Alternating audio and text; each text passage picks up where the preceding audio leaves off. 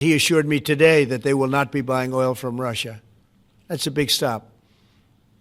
Now I got to get China to do the same thing. You know, that is relatively easy compared to what we just did over the last week in the Middle East. U.S. President Donald Trump said that India would stop buying Russian oil. Trump and Putin agreed to meet in Budapest. Meanwhile, Ukrainian President Volodymyr Zelensky was surprised by another U.S. Russia summit.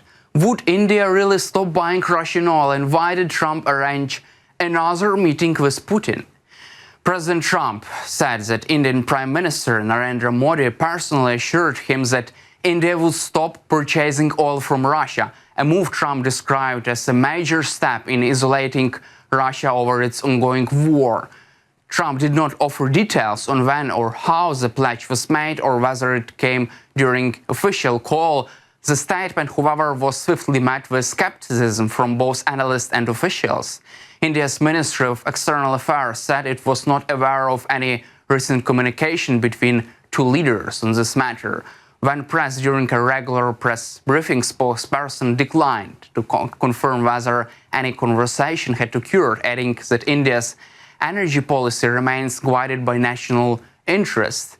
New Delhi has significantly increased its imports of discounted Russian crude oil since the start of Moscow's full-scale invasion of Ukraine in 2022.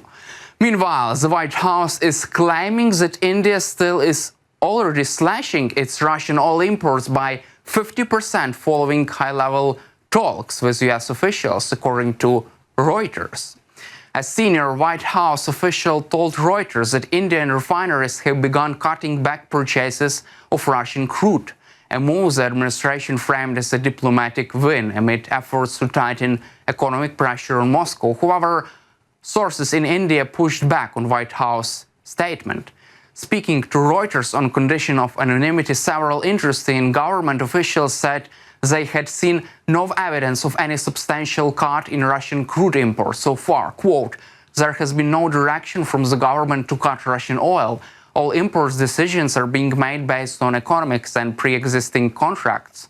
Reuters also cited shipping and trade data showing that India's Russian oil imports in October are expected to rise to nearly 1.9 million barrels per day, increase from the recent monthly average of 1.75 million per day. That figure accounts for more than one-third of India's total oil imports. The conflicting narratives came just days after President Trump claimed publicly that Indian Prime Minister Narendra Modi had assured him India would stop buying Russian oil. India's Minister of Foreign Affairs later said it was not aware of such pledge. According to Reuters, the White House declined to provide specific data or timeline backing up its claim of 50% reduction, and India's sources noted that long-term contracts and shipping schedules make any immediate shifts difficult to verify in the short term. The report also pointed out that many Indian refineries have already locked in cargoes for November and December, meaning any policy shift would not show up in import until 2026. In the meantime, Moscow is downplaying the notion of any disruption. Russian Deputy Prime Minister Alexander Novak said Thursday that Russia remains confident in its energy relations with India. The stakes remain high as Indian oil imports from Russia have drawn increasingly scrutiny from Washington as the West seeks to choke off funding for Kremlin's war machine. Trump's-era tariffs on Indian goods were partially justified by New Delhi's continued purchases of Russian crude, and these trade tensions continue to simmer, while the Trump administration appear eager to frame recent diplomatic efforts as effective. The conflicting accounts reported by Reuters suggest that, at least for now, India's oil calculus hasn't changed so far. Meanwhile, President Trump's surprise phone call with Russian dictator Vladimir Putin this week, followed by plans for in-person summit in Budapest, is sparking concern in Europe and Ukraine. The call and the planned summit were confirmed by Russian officials, and Trump. The details were first reported by Reuters. Notably absent from this protest, U.S. State Department, White House, Ukraine, NATO, or any democratic partner in Europe. Instead, the proposed summit is being framed as a personal diplomatic effort by Trump, one that would see him sit down with Putin, a man currently under indictment by the International Criminal Court for war crimes related to the invasion of Ukraine. Kremlin described phone call as extremely frank and productive, while Trump posted that great progress was made and that he hopes to bring an end to this war. But experts say that what's being ignored is the central actor in this war, Ukraine. Nowhere in Trump's statement did he mention Ukraine's sovereignty, Russian war crimes, or thousands of civilians killed by Russia. Zelensky, who is expected to meet with Trump this week, was reportedly not consulted before the call. Neither the current U.S. administration nor NATO was involved in the conversation with President Zelensky before this call with Putin. The location of the proposed meeting, Budapest, Hungary, is also raising eyebrows. Hungarian Prime Minister Viktor Orban, a long-time Trump ally and Putin sympathizer, quickly welcomed the proposal and offered to host the summit. Hungary is a member of NATO and EU, but has openly defied both blocs in recent years, undermining sanctions against Russia and obstructing EU aid to Ukraine. Even more troubling, legal scholars point out that Hungary is a signatory to the Rome Statute, meaning it is obliged to arrest Putin if he enters the country due to the ICC warrant.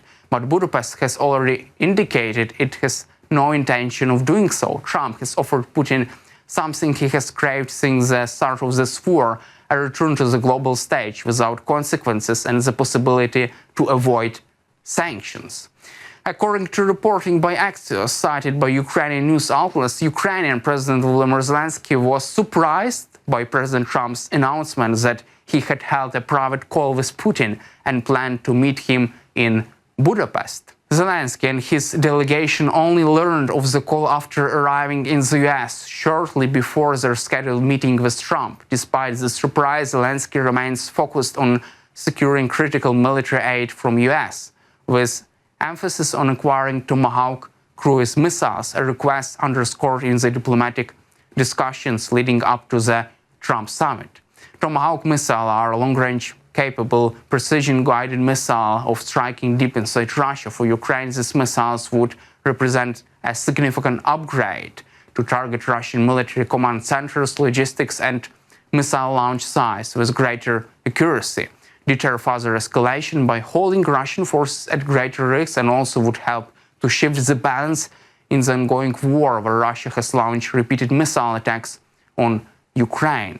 The delivery of Tomahawks is viewed by Ukraine as a critical component of its defense and deterrence strategy, one that could significantly degrade Russia's offensive capabilities and protect Ukrainian civilians. Putin reportedly asked Trump not to provide Ukraine with Tomahawks during this call.